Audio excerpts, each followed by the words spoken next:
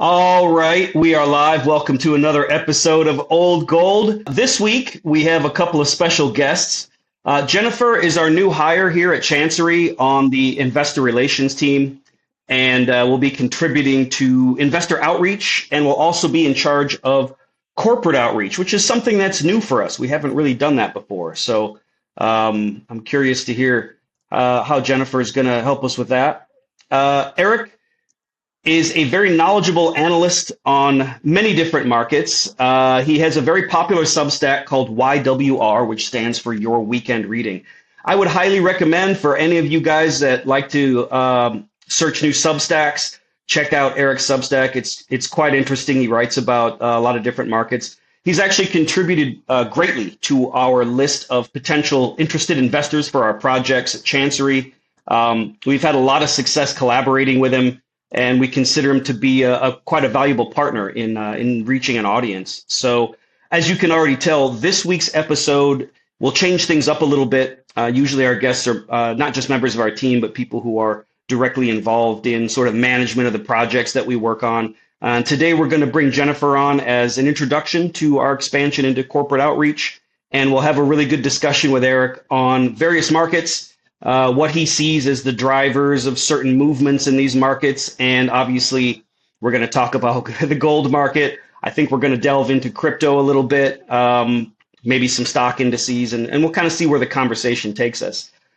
So Jennifer, why don't you kick us off and give us a little bit about your background and how you ended up here at Chancery? Absolutely. Thank you, Eric. Well, again, my name is Jennifer. I'm excited to be a part of the Chancery Royalty team. A little bit about me. I'm based out of Phoenix, Arizona. My background is really rooted in relationship building, communications, and business development across multiple industries. I really love connecting with people, creating opportunities, and that's what drew me to this role. At Century or Chancery Royalty, I'll be focused on corporate outreach, like you mentioned, really serving as a bridge between Chancery Royalty and then with the investors and partners who really need to know about what we're doing within the industry. The majority of my time will be spent scouting and marketing to bring in new investors to the business and creating those strategic partnerships, and also supporting all of you guys on our calls. So that's what I'll be doing for Chancery. That sounds great. You just came on this week, but do you so far have any ideas about, how we can kind of increase our investor engagement or our outreach? Yes. So what's really exciting for Chancery Royalty is now we're a team of two here in North America, which is exciting. And that's a real big milestone for Chancery. So I'll be working with Jamila to really connect with the outreach. Specifically, I think some ideas that I have would be targeting our LinkedIn outreach, hosting virtual investor groups, some strategic conference presence and being a part of the industry in that way, and then obviously referrals. So we love those. So definitely reach out to us if you want to connect with us and get more information. That sounds awesome. I'm very excited to have you aboard. I've been on board here for about a year, and the expansion that we've had just in the year that I've been here is absolutely incredible. I came on and it was basically just, Jeremy, Ed, and Max, and then myself. And in that year, we really have just gone crazy. Of course, now we have this YouTube channel, Old Gold. We've got Jamila, we've got yourself. So, and we're looking for more interns. We got Jonah as well now, our chief economist at Chancery.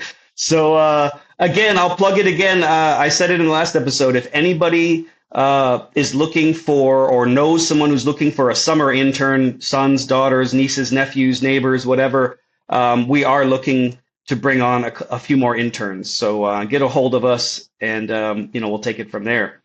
So on to Eric. You have helped us quite a bit to bring on some really good potential investors across various projects of ours. So can you give our viewers a little bit of your background? I know that you've known Jeremy for quite a long time. Is that right? I just want to say something for Jennifer first. She may not know this, but this continues on from Jeremy's love affair with Arizona. And because I used to live in Paradise Valley, so I do know Phoenix. And I remember when Jeremy visited the what's the mine that you guys have up in northern Arizona? Gold Road. Gold Road, yes. Yeah. So he flew into I think Las Vegas and then drove south to visit the mine. Came back and was like, just loved it. You know, he was taken around. He was very impressed with everything, and I was like, yeah, you know, it's a very good state for doing business, and it's just interesting to see that now he's got some. The sales team is headquartered now in Phoenix. It's all come full there's circle. 2 of us. Yeah, there's two of us now. I know. He's like, I officially have a Scottsdale office. I'm like, yes, you do.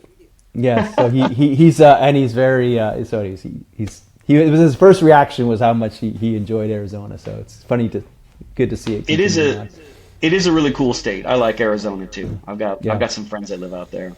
Sorry, Eric. Yes. Jeremy and I go way back. I had moved out to London to join a hedge fund as a financial services portfolio manager and senior analyst portfolio manager. And we were all in one room with a trading desk. And I was the new guy, and I was down at the end, and I had to sit next to this tall guy from Tasmania. And it was, and I didn't really know, he was a very friendly guy, and he was our mining trader. And it was end of 2020, end of 2002, and the U.S. had been in a bit of a recession. China wasn't a thing yet, and it was a real bear market for mining stocks. And we had this kind of difficult, very temperamental head of the firm, and he just anytime you effed up, it was difficult. But anyways, Jeremy kind of went on started going around and buying miners, steel companies that were going to be bankrupt, that everyone hated, pipe companies, Salzgitter, like German companies that made steel pipes, every single like beaten down industrial metal mining company, like things that nobody wanted to touch. And it would take him like weeks to build these. I mean, they were hard. They were illiquid. He would buy the bottom of the barrel. He bought the whole, and everyone was like, whoa, what are you doing? And he's like, no, there's a bull market happening in mining, and we want to be long all this stuff. And there were a couple, he was a little bit early, so he was getting yelled at a little bit because it wasn't working yet. But later on, that thing, he absolutely nailed it and like made our firm for that year. And I was sitting there, I remember him. It was kind of funny early on. He got done quite well, like early on, and I was like, whoa! And he was going on vacation, and I was like, Jeremy, sitting next to him, I'm like, hey, bud, you know how, things you've done really well. Why don't you just do the prudent thing here and just take it off, go on vacation, sit on the beach, and don't worry about your book. Just go to cash. You've done well. You don't need to. He's like, no. He goes, Eric, thank you very much for that advice. I really appreciate it. You're really thinking for me. Thinking, looking out for me. I appreciate that, but I'm going to keep it on.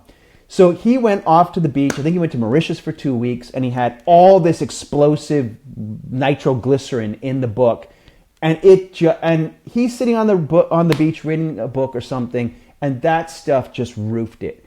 And we were all sitting there. He was just looking, and we could see the P&L of everybody, right? So we're just like seeing Jeremy just printing money every day on this garbage. And so I was just, and so we were good friends, and we've known each other ever since, and both live in London, and so he's been a big support. I've been writing my Substack YWR, and we've had Jeremy on from the, I'm trying to think, I think we started with Laiva Gold when he was launching his projects for Laiva Gold, Tucano, Gold Road, Chancery, Pure Tungsten. So yeah, and so everyone loves I think everyone loves that dual perspective that he knows all sides of this market very well, and he knows the hedge funds, how they act. He knows the mentality of the miners. he's and also, which I think is really helpful, and I feel the same way, is after you've been at this for a while, you have a good track record of seeing the experts be completely wrong. So you have a healthy disregard for expert opinions about everything. So, and you've seen the unimaginable happen. So he's not afraid. I like that he has imagination for where things can go or where bear markets can become. Like tungsten. I remember when he came across that tungsten asset in Brazil, and he's like, it's been like one of the worst metals ever. The guys in that, I think, were there were some people that had put money into it over the years, just wanted out of it. And he's like, I don't know, it seems like it was just trigger. I could just see it was triggering his contrarian thing. The guy, and I love it. And so, and now tungsten, I mean, I remember tungsten now, everyone's like the hottest thing in the world, right? But I absolutely remember when he was doing it, and he didn't have a big macro thing about, where tungsten and scarce metals, and he just knew it was so hated. And I remember when he did Pilar, Pilar was happening in the middle of COVID. And nobody there was a whole thing about whether underground mining would even happen again, right? Because maybe if you're in a ventilated cab driving around an open pit, that was fine, like that would survive COVID, but being in tight, so this Pilar asset was for sale, and Brazil had a raging COVID epidemic, right? Remember that? Nobody wanted to go down and do due diligence on an underground mine in Brazil. And Jeremy was like, I'm in. That sounds about right. That definitely sounds like Jeremy. And then I have one more. I mean, I have so many of these stories. I'm attracted to his adventurousness. And there was one other story, Laiva Gold. And I remember we used to go and get drinks, beers at the Imperial Student Pub because they were much cheaper than a regular pub, right? I went there with him when I was in London. Right, he's a thrifty guy, right? We had some beers there, yeah. Right at that beer Imperial, yeah. I remember what the Princess Gardens or something. Anyways, and he was telling me about this mine in Finland, and he was showing me the electric bill, and like this was during the Ukraine war when power prices, natural gas prices went through the roof, and this thing has an enormous mill, and everyone. Yeah, it was like this huge mill, and everyone was doing, and it was for sale. I think it was from some credit, had been an accredited event. It was for sale, and everyone was looking at the power bills and going, "There's no way that thing will ever make money at the current gold price." And so there was almost no bidders for a totally built gold mine in Finland, and with a huge mill, right, pre-done. And we've gone on and on about how much that would take to replace. And he was like, again, he just thought, I don't know. He's like, something's going to be wrong. Either the power price is going to come down or the gold price will go up. And the fact that there's no bidders for this asset, or maybe one other one, and he got that one. And then almost within 3 months of him securing that asset, power prices started to fall, and they dropped completely down. And I think they're back up now, but that whole thing resolved. It was again another thing where it was a terrible, terrible time. Nobody wanted peak pain, and nobody wanted to go in there except one little person, Jeremy Gray, meanders along and says, I'll make a bid for that.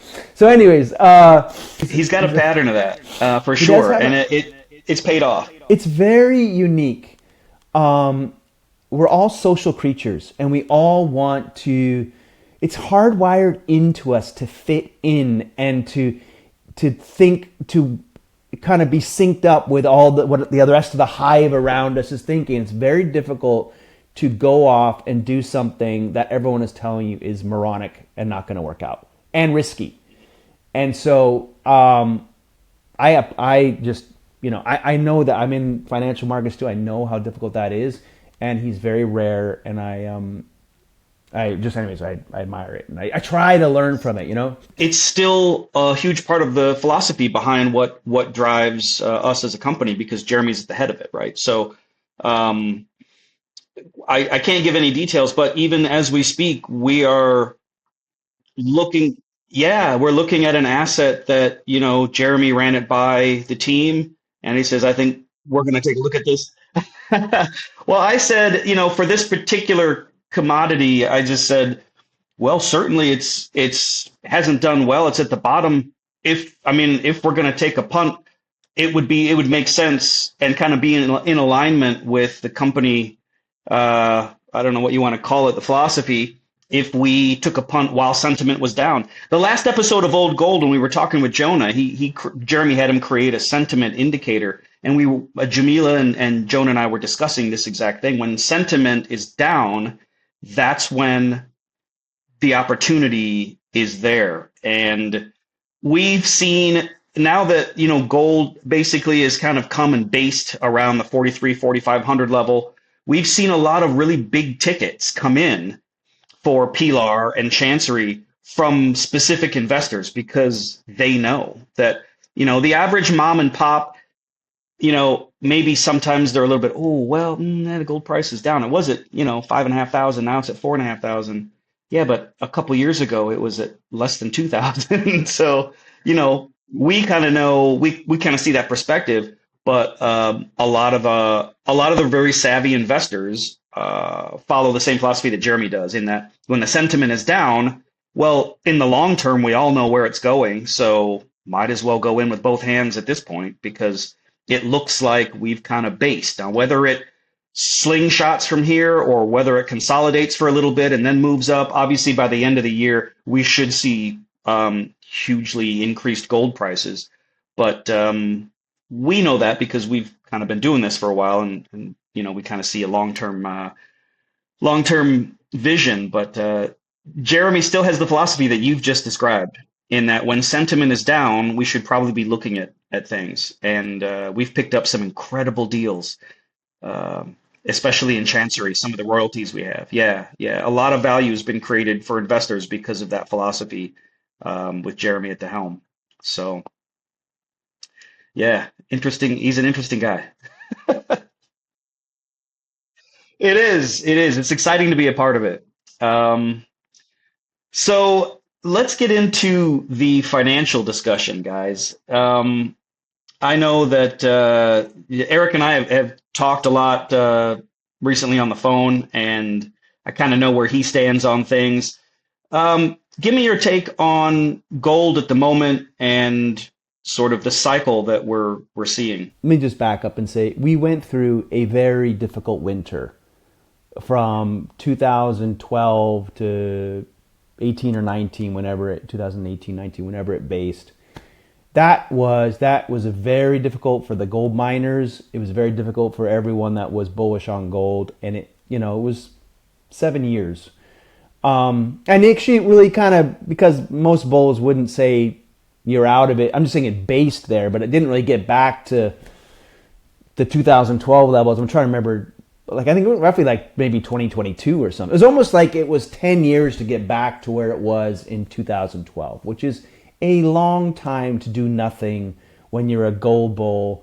And, meanwhile, the S&P is doing 8-10% a year and everyone's making money on Google. And so it was really, really, really frustrating. It was incredibly frustrating period. And so I feel like the gold has earned its right to have a massive bull market here. That's why I kind of I don't think this sell-off is going to be that prolonged. And I caveat this by saying it's very hard to predict the gold price, when these moves happen. I did not predict that there was going to be a 7-year bear market. So hands up, I'm just saying it's very difficult, and it's hard to predict month by month what's going to happen.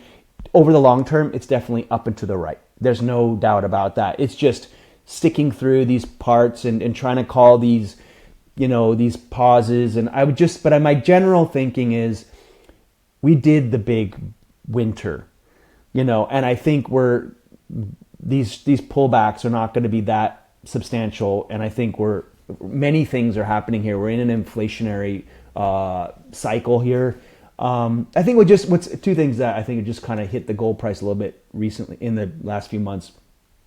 sentiment was super bullish. Like a lot of people piled in, buying miners and buying call options on gold and buying the kind of, now that attention has switched over to semiconductors, but I was having some get-togethers in London, and I was surprised at everyone in the group how much they were talking about gold, and I just kind of had one of those contrarian tingles that maybe we were just getting a little bit frothy about this.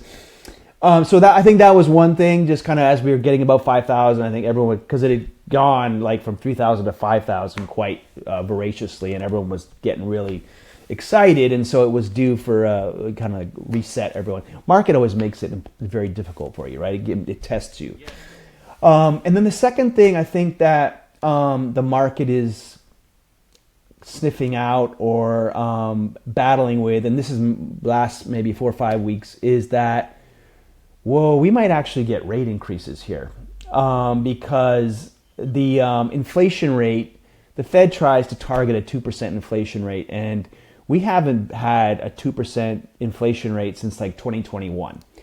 And like the Fed has blown that for like 5 years, right? And we have a new Fed governor coming in, Kevin Warsh, and really, if I was him coming into the seat and you're really off, you haven't hit your, I think the Fed cut rates 150 basis points from 2024 to early 2025, I think, right? And I think they really shouldn't have done that. But they were getting ahead of themselves. Anyways, the point is it's very easy to unwind some of those rate cuts. Maybe raise rates 70. Maybe if Kevin Warsh comes in, say, hey, look, we got inflation that's creeping up towards 4%. I'm the new Fed governor. I should probably do something here. I should probably, we've got high oil prices going to come through. So anyways, I think the gold market is a little bit, that is pressuring the gold market. And I think the one thing that was holding the Fed back that makes them pause is like, they're worried about the labor market. They're like, look, we want to raise rates. We know we should, but we don't want to hurt the labor market. But then when the labor market came in all right, and it's actually pretty strong, they're like, well, there's not really an excuse not to be doing this. And that's what's, and I would say over time, and I've looked at gold across many markets and interest rates and everything, there's not really anything to say that higher interest rates are going to stop the gold price going up.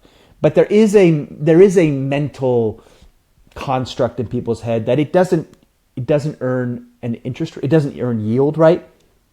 So there is a thinking that if the interest rates are higher, naturally it should make cash more attractive versus gold.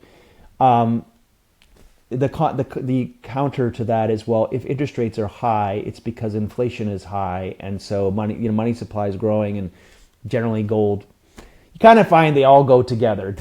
Inflation's going up, interest rates going up, gold, so the whole, so that's my thinking. I think that's what the gold market is battling with right now, but I think also on Friday that kind of became common knowledge. I think we're kind of baking that in that, okay, yeah, the Fed's probably going to have to raise rates, which is why I think we had that big sell-off. I don't know. I would like to think that maybe we've had that move and that we can bottom out from now. You've had quite a bit of selling out of the ETFs, so I think it's been a good shakeout, Just from a kind of a technical perspective, looking at some of the indicators and stochastics, I would say that gold is pretty well, like looking at a weekly level, gold is pretty well oversold. But that's just kind of a trader's perspective, not really a long-term perspective. Long-term, I think we're all in agreement where it's going long-term as the world kind of, unravels more and more, and we get toward more complicated situations with regard to war, etc. On that note, what role do you think China plays in what's happened with gold? The first, I consider what happened the first leg up, right? And this little correction that we're having is just a test of support. It's basing. The second leg up is probably going to take us to wherever it does, probably 6,500, 7,000. possibly by the end of the year. I guess it depends on how things unfold, but certainly within the realm of possibility, that is. And Jeremy thinks it's actually quite probable, which I can't really argue with. So, what role do you think, China? I know that the central bank was buying up a lot of gold, and they weren't the only ones. So, do you feel that China or central banks in general were, kind of play a big role in what's happening? No, I don't know how big a role they're playing. It's such a big market. I mean, between Indian retail and central banks, U.S. retail. Um, but I think one thing that was a big change um, was when the U.S. Confiscated in the Ukraine war, when the U.S. confiscated all the Russian U.S. Treasury assets. And I think a lot of people a lot of governments around the world might have looked at that and said, oh, whoa, a U.S. Treasury may not be a risk-free asset. What could happen in the years ahead if I get crosswise with the U.S. for some reason over something? My several $100 billion of U.S. Treasuries might get confiscated. And I think that was a wake up, or not. I think that was an inflection point for many central banks that maybe they should start. And as gold also helps for central banks when gold's in a bull market, then it's easier to buy things. So I think that I think that's I think China's always been bullish on gold, always been accumulating it. So I'm not sure there's anything new to that, but I'd say more I think the other countries kind of going, whoa. And also, I guess as the U.S. has been a bit more confrontational, you could have more countries kind of going open to the possibility that they might not be in agreement. Something could happen where maybe we should diversify our reserves and have some more gold. So I think that's I think on the geopolitical front, it's this kind of, little bit this every man for himself is making everyone, these countries go, well, maybe we should have some gold, and maybe it should be in our own country or some, move it. So yeah, I think it's all positive for gold. Yeah, absolutely. But I do agree with you on that inflection point. The seizing of Russian assets, including treasuries, it set a precedent essentially, and it's exactly what you said. Oh well, wait a minute, hold on. If they could do it to them, well then, if we ended up crossing the wrong people or the wrong government, then well, that could happen to us as well, just as easily. So I would say another thing. We spoke a bit, Eric, about how my time I lived in Zimbabwe for almost 6-7 months, and kind of colored my whole view about how fiat money works and hyperinflations. And I would say what I definitely see, I'm in London, I'm American, so I'm very familiar with what's going on with the US, and I also see what's happening in the UK. And there is a real breakdown in trust in, I think right now, I see it coming up again with elections, what's happening with the mayor's race in LA and in the California governor's race. Again, this constant, right? Yeah, this kind of whoa, I don't even... the bedrock of the whole thing is that, hey, it's a democracy. I might not agree with you. You might not agree, but at the end we're going to vote, and that's going to be done, and it will be, and I'll live with whatever if it turns out the majority thinks this, then I'll go with it, right? But I see this real breakdown in trust in the election system, which I think is new in the U.S., right? And yeah, I mean, it was from was it 2020 election with Trump and Biden, and then again having it happen with the California election, and kind of this not even being able to pass a bill that says you should have an ID card to vote, right? If that is really, broad picture saying undermining a currency is like a representation of a government. It's kind of a weird construct, right? It's this paper thing. It doesn't really have anything behind it. You agree what it's worth. I agree. It's a very narrative type susceptible thing. And I think that is a big, on the road to $10,000 gold or wherever we're going, I just look at that and I go, that is another chapter in the story. I just another one in the UK. Not really. I don't think there's the concern about election fraud in the UK, but just it seems like a minor thing. But they decided that I think it's the £10 note has Winston Churchill on it. I don't remember. Maybe it's the 5, it's 10, whatever. Anyways, the Bank of England decided that these historical English figures were divisive and not diverse or something. So they wanted to replace them with animals. So I think they're putting a little furry fox on the $10 pound, right? And I think there's an owl that they're gonna put on another one.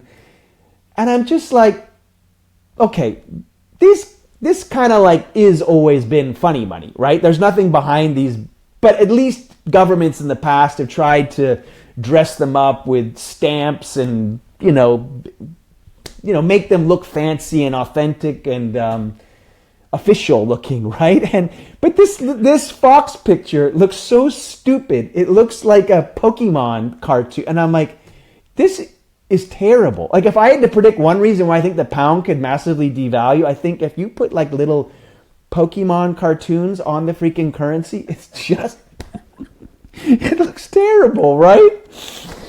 I can't take this thing. I can't take this seriously, right? This is a $10 bill, and it looks like a Winston Churchill. Okay, World War. The power of Imperial Britain. It conjures up something in my bones that there's some grandeur and institution behind this. But owls and foxes, and I was like, this is.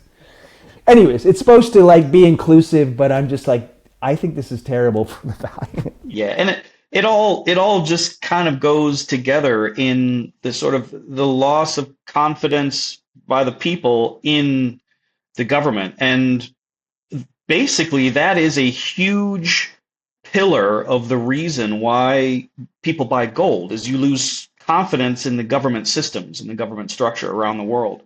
And so people go to, for thousands of years, people go to, gold as a safe haven. The the sentiment right now, I guess, because of the small correction we're seeing is a little bit lower, like I said, except for the really savvy investors that we're seeing very big tickets from. But I wanna ask Jennifer a question. So we're talking about sentiment here, right? Eric and I have been kind of going on about sentiment and what kind of destroys people's confidence and that kind of thing. Obviously, in time and probably very shortly, the price of gold is going to start to rocket again. But for the moment, obviously, sentiment is quite low, which is potentially a very good thing for us. But with your current role, just with regard to Chancery again, going forward, do you have ideas on how to engage investors and how to gauge the sentiment?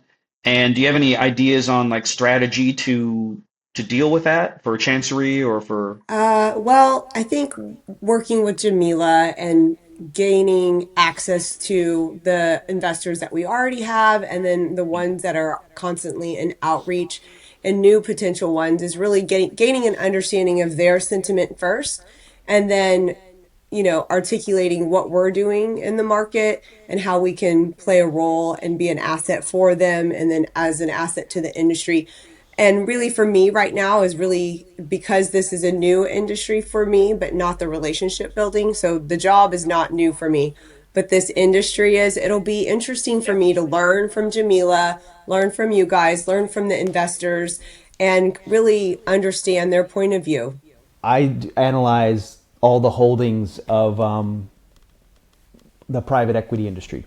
I don't know if it's all of them, but I look at the deal flow in the private equity venture capital industry. and I look at the most, I think the data set I use has 40,000 private equity holdings. And I think software is like 11 or 12,000 of the 40. Basically, the top three are like software, I think some kind of commercial services, and then another one's like tech, internet technology, and that's like 6 or 7. But between those 1 and 3, it's like over 50% of the private equity investments are software or tech related. And then I go down at the least, the industries where there are no investments: casinos, tobacco, auto parts, refining, mining, gold, and I'm like, there's an entire kind of rethink, or not a rethink, but a question mark going on in the private equity industry right now, which is and there's a term, HALO, hard asset low obsolescence, meaning everyone's not sure with AI what the barriers to entry are, right? It used to be I can make some expensive software, it was hard to replicate, but maybe actually in the future, if there's a super smart AI, it can whip up a Microsoft 365 in half an hour. I don't know. So anyways, just to say that there's been a kind of a reappreciation for industrial assets, mining, scarce minerals, gold probably. Just, there's a huge pool of money that has not really invested in mining, and is kind of rethinking things. So anyways, you might, as you're running across, they definitely wouldn't have spoken to you a year or 2 years ago, but they probably would now. Thank you. I appreciate it. Yeah, I love that. That's some pretty good advice there. Yeah, no, I mean, I think the private equity industry is going to, I hope, I mean, if the smart ones are, they'll kind of maybe start thinking like owning a mine and royalty companies. Like, these are not, like, maybe we should be doing more of this, because they're not doing any of it. It's been so one way on tech. And I think a lot of those software companies that they bought they're gonna have a difficult time IPOing, because it's just not, the market's appetite for it is not great unless it's really something special. But I think a lot of the things, it's not what they used to be at all. The AI has really kind of changed the perception around software. I think it may have overdone it, but now they're stuck with these things and they're hard to IPO. Anyways. Yeah, that's a pretty good point, actually. I mean, you and I lived in San Francisco for quite a long time. I was there during the whole dot-com boom and the crash. So that was sort of a golden age in tech and dot-coms, and the VC money that was being thrown around for companies that were never going to make any money. It was a crazy time. So we are, yeah. Yeah. It's a boom bust town for sure. I mean, since probably even before the gold rush, but the gold rush is kind of where we start the timeline, right? The boom and the bust cycle. But that's kind of what San Francisco's always been. I want to switch gears a bit, and before we wrap up, we're in at about 40 minutes now. I don't want to go on too long, but I do want to touch on Bitcoin, because it's, years ago it was all the rage. I have some friends who thought that it was just that was the future and that was it, and they put all their money into it. And I have friends who made a lot of money, and I have friends who decided to hodl, as they say, and they lost a lot of money, or rather made and lost a lot of money. At this point, since October, Bitcoin's taken a pretty big haircut of about half. I've always just seen it as another trading instrument. Once they started introducing Bitcoin futures, once they do that, it's sort of it's a game that's rigged against you. It's interesting because they introduced the futures. I remember when they did that, I had friends that were heavily into Bitcoin, and that's when, it was sort of the top of the hockey stick, and it had gone parabolic. And I tried to explain to some friends of mine what happens when you see a market and there's a huge parabola and then it goes vertical. Once it goes vertical, you should get out before that happens, because there's no bid. In other words, once it starts to correct, you won't be able to get out. There is no bid. So, once the crash starts to happen, the first bid is maybe down here. So you're trying to get out here. There's nobody that's going to buy it, and you've lost a ton. And I said the second thing is once they start introducing futures, and I think when they introduced the Bitcoin futures, they were like $25,000 margins on a single contract. And I just looked at my friends and I said, who do you think those are made for? They're not made for retail investors like you and me. Those are the institutions. And who do you think they're betting against? You. You have all your money in Bitcoin. They're all going to take the institutions are going to take those contracts and they're going to short the hell out of them.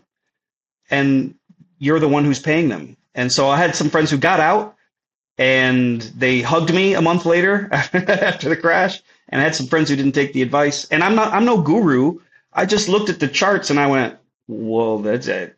You definitely want to get out here. Like, you've made how much profit? Just get out. What are you doing? And then the futures came in and I went, dude, this is a rigged game at this point. So you need to get out. And yeah, there were a few friends that were crying in their beers after that because they didn't do that. And that wasn't me sort of being some sort of like I said, a guru or anything. It was just looking at a chart and going, dude, how much profit have you made? Just take it, you know? Anyway, now we're in a different sort of era of Bitcoin.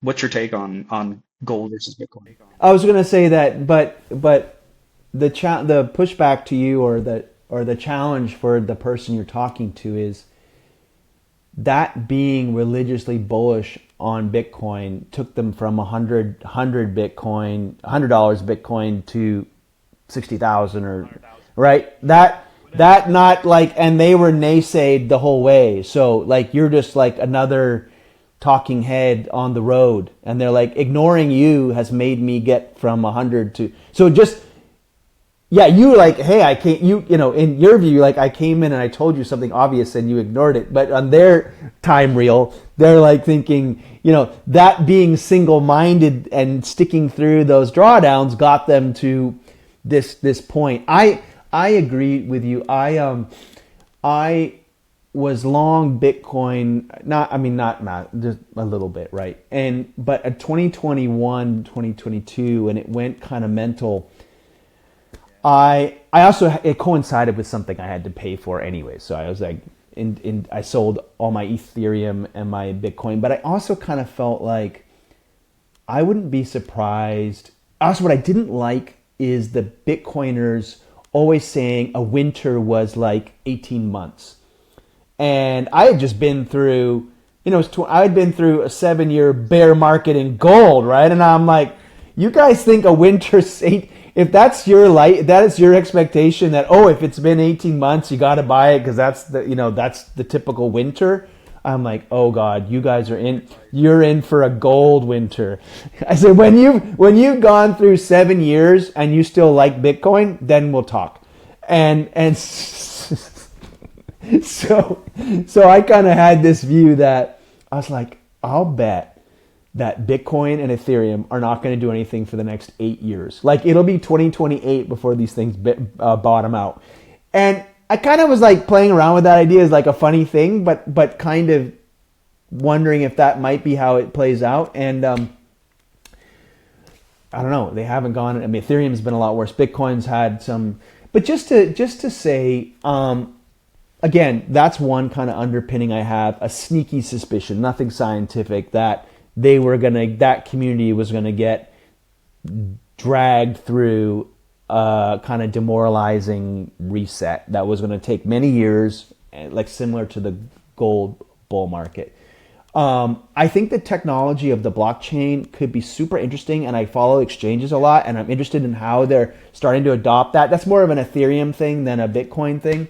So that is on the side, but Bitcoin itself, look, I appreciate it, right? Like, I have a friend from South Africa, and again, he's Zimbabwean, right? And he has this family history of his mom's farm being taken.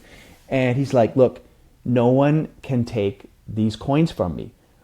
You can take my wallet. He says, I have the seed phrase in my head. I know the 10 words or whatever it is. I can pop up in Rio de Janeiro, boom, download all my coins. Anyway, so there's interesting things about technology that I get. My slight hesitation on it is, One, it requires a network to work. The interesting about gold is, right? Gold, like there's a exhibit in the British Museum about the history of money, and it's kind of funny, like seeing all the history of money. Like I find it very interesting as a finance dork, right? But one of the things is there's an Egyptian gold bar, and it's shiny. Like all the other stuff looks all weathered and tarnished and faded. The Egyptian gold bar, like I'm like, you could seriously take that out of the case, walk across the street, and get $4,500 an ounce at a, I don't know how many thousands of years have gone by since like a pharaoh, that pharaoh had that, 3,000 years ago or whatever it was. It seriously doesn't look a day old. It's very interesting. Gold doesn't oxidize. So it's kind of an interesting property. And so and it didn't need a miner to support the network. And so there's a thing to gold that it's self-contained. It's kind of, it doesn't need anyways, I just find it, maybe I'm being too apocalyptic, but I'm like, there's a slight thing that it needs a consensus. There's this complex network to make it work. And the other thing, which is fine, I don't want to it works and it's actually a very valuable network, but it's this vulnerability to it. And the second thing is, I'm not sure that Bitcoin is the end state. Like this idea of digital gold is really cool, right? And it's a great concept, and it's really got many advantages over physical gold. But I'm not sure that there's already this kind of concern about quantum cracking it, right? And so maybe they need to, everyone in the Bitcoin community has to come together somehow, but there's not really any organization that controls it. So somehow these organizations are going to have to collectively figure out a new Bitcoin and transfer us all over to the new Bitcoin. It's kind of like this, okay, so are you saying what happens to the Bitcoin I have? Is that legacy Bitcoin's going to still work? It's just a question, right? I don't know. Is the Bitcoin I have going to be the thing in 10 years, or are we all going to go to Bitcoin 2.0? And what happens to the 1.0s? And right, it's just a question. And I think that's one of the headwinds on Bitcoin right now. It's just there's this quantum thing. We're all learning about how Mythos, the Anthropic Mythos, everyone had to be pulled into the Treasury Department and hear about how the new super AGI could crack anything. And it's just we're in this time of hearing about how powerful AI will get, and yet you have this potential vulnerability. It just makes you feel slightly uncomfortable that this is a rock solid digital gold thing. And I think that is the kind of I think there's the super diehards, but a lot with that ETF, by the way, the IBIT, I don't know, it was a couple months ago I was looking at it. The AUM of IBIT, I don't remember the exact numbers, but it was more than the GLD. The gold ETF has been around since 2007 or 6, and this IBIT, it was 3 months old, I don't know, a year old. There was more money in the Bitcoin ETF than in the gold ETF. And so it just tells, that is crazy, right? What it just tells, but I just think there's of a spectrum of 1 to 100 people holding Bitcoin. I think what happened is used to be it was 80% diehard religious people. I think you got 50, 60% now are weak hands, that kind of came into the party. And so those guys are very easy to get washed out. They're not sure about quantum. I don't know. Chart doesn't look good. I'm losing money now. And those guys, kind of weak hands that get shaken out. So I don't know.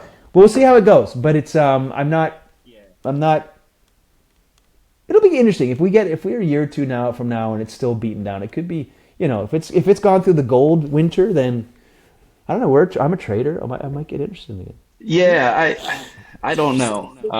Jeremy might even get bullish on Bitcoin. I don't think so. I don't think that'll ever happen.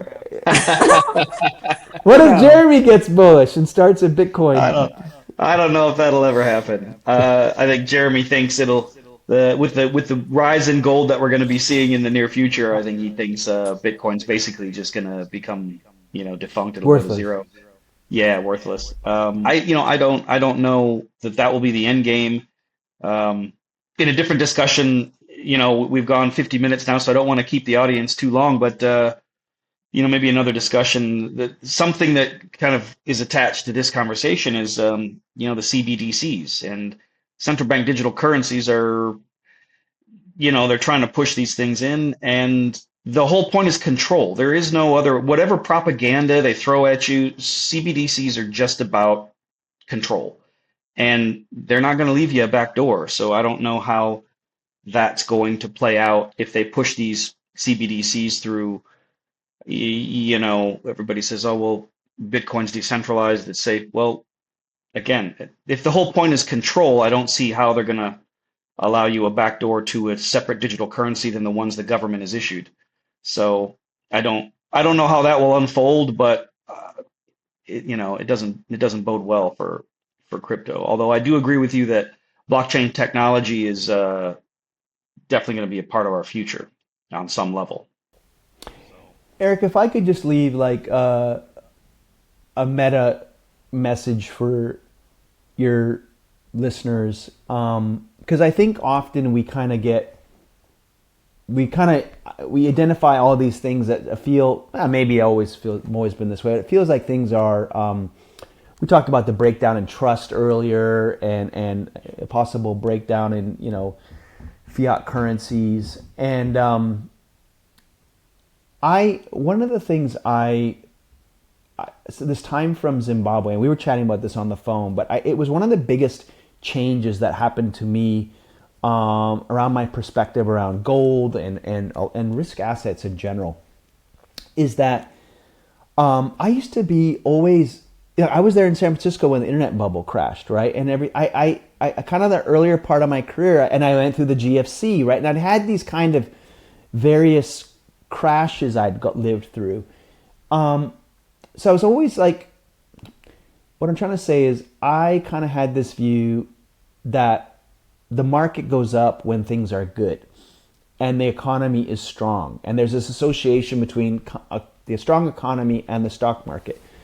What I learned in Zimbabwe, and I think this is going to be almost increasingly something that's new and will surprise people, and I saw it in South Africa as well, is that as you get into more of an inflationary situation, and we're already in kind of 3 to 4% inflation instead of 1 to 2, which we used to be, the market will go up regardless of how terrible things are.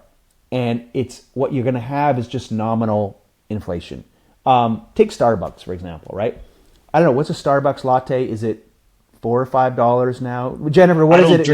I don't drink No. Starbucks. What is it Yeah. now in Scottsdale? I'm thinking like the last my kids bought, it was like $7. $7? Holy Yeah. shit. Like Was their it a macchiato black iced special tea's one? Like $6. Yes, well, yes, but still, it's not the cheapest thing you Okay. can get. It's not Okay. cheap Okay. anymore. Nothing. Okay. Well, no, definitely not. I'm not saying it's cheap. I'm just trying to think. I was going to say I thought a latte was in the 4 to 5, but okay. So here we go. This is my point. Let's say Starbucks sells 20 million coffees a year. I don't know whatever the number is, right?